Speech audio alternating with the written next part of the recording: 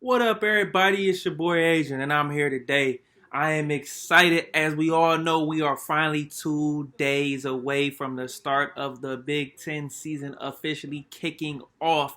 It gets no better than that, as they announced on September 16th, and the day is almost finally here, and I'm excited. As you all know, I'm a big Michigan Wolverines fan, not just excited for the Big Ten, but even excited for my own team as well. Quick thing I want to hop into real quick, because this video is diving into some bold predictions for this season. But real quick, let's hop into the Jim Harbaugh situation. Now, as we all know, Jim Harbaugh is going into his sixth season, and he's in the final year of his contract and hasn't got a contract extension. And he recently quoted and said he has bigger fish to fry. But right now, I could care less if he could get a contract extension. I need to see what he's gonna do this season and see if he can actually coach his butt off or not this season. So with that being said, he's 47 and 18 in 5 seasons, which is not good enough in my opinion. He also is 0 and 5 against Ohio State. And last year really hit rock bottom for Michigan as they lost all the key games last year they were supposed to lose on the road against Penn State, against Ohio State, at Wisconsin 0 and 3. And this year they have four big games. So as the 8 game schedule is a shorter season, as we all know, but the 4 big games starting Saturday on prime time on ABC, on the road against Minnesota, against Tanner Morgan and one of the most talented receivers in the nation, Rashad Bateman, who opted back in and returned for the season. That would be a tough test. And then you have November 14th against Wisconsin at home, November 28th versus Penn State at home, and then December 12th at Ohio State, which has been a dragon Michigan has not been able to slay. So at this point, it's not even really a rivalry, just straight domination. But they combined for 0 and 3 in all 3 of those games last year, and the games weren't even close. So there's a lot of work that needs to be done. But with these 5 predictions, hopefully that can turn around this season. Let's start off with number 1, and that is that Joe Milton will become a breakout superstar at the quarterback position. And finally, Michigan and Jim Harbaugh find the quarterback that they've finally been looking for since he arrived on Ann Arbor. Getting this job, I felt as if his most important attribute was being able to develop a quarterback, since he's been able to do that at every stop he's been. But at Michigan, no, not at all. Will Spade might have been the best person they had, So, but with that being said, I don't miss the days of Johnny O'Corns, the Shea Pattersons, and I thought Dylan McCaffrey was going to be the starting quarterback, but it turned out to be Joe Milton as Dylan decided to transfer. So that must tell us something about Joe. I've seen him play a little bit, and from what I've seen, he's able to move in the pocket. He's able to run, make some plays. He looks like he has a strong arm. He looks talented at 6'5", over 230 pounds. So we're going to see. And if he can have this production and turn into an elite quarterback, then Michigan will have a lot to say about who wins the Big Ten and a lot about the national title picture. With that being said, Joe will have a lot of help in the backfield. And at number 2, the running back depth will combine for 2,000 yards rushing. And that starts with Zach Charbonnet, who will be a breakout starter this year. Hopefully he doesn't get injured. But he showed out well in one of those games against Penn State where Michigan leg was down, but he kept fighting hard. And we also got Chris Evans back, was off with suspension, academics, all that stuff. And we still got Haskins, and we still can make some plays back there in the backfield. So we'll see what happens with that. But I feel like they can break out and run the ball. Then it's going to make Joe's job a lot easier. Let's go to number 3. Michigan will have 3 All-Americans, in my opinion. 2 on the defensive side, 1 on the offensive side.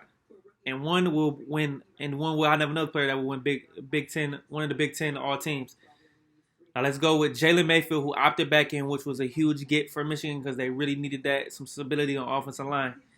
And then we're going to go on the defensive side of the ball with Kwity Paye and Cameron McGrone. Cameron McGrone showed out last year in the sophomore year, made play after play. We also have Kwity Paye, who's going to get off the edge. He's fast, who's physical. Let's see who's going to play. And my breakout star, Ronnie Bell, will be a first or second team all Big Ten player selection. Even with the terrible quarterback play that we had last year, he showed out. He was obviously the most productive and the best receiver in my opinion, even with Shea Patterson trying to get the ball out. He will go over 1,000 yards and he will make plays after plays as he's the number 1 receiver. Michigan is loaded at the receiver position, even though Tariq Black transferred to Texas and Nico decided to opt out and prepare for the draft. It's all right. There's still some talent behind Ronnie Bell. We have Giles Jackson, who showed well on special teams. We have Mike Sanders still, We have Cornelius Johnson. We have the AJ Henning, the true freshman. We have some talent there. We got Nick Eubanks, a tight end. Eric All, redshirt freshman. I think Michigan has the talent on offense to make some plays and try to finish top 10 nationally in offense. Finish in the top half of the country, and you'll have a lot to say. I want them to look good against – I want them how they look good against Indiana or Rutgers or Michigan State to look like that against an Ohio State or a Penn State or Wisconsin, to show this consistently against great elite teams in the Big Ten and even in the country, because we don't seem to show out when it needs to be happening. Let's jump to number 4, defensive side of the ball. Vincent Gray, the lone returning starter at corner, will have a breakout season. He will finish with at least 5 picks. So we have some talent corner-wise. We lost Ambry Thomas, who thought he was going to opt back in, but decided to go ahead and enter the draft.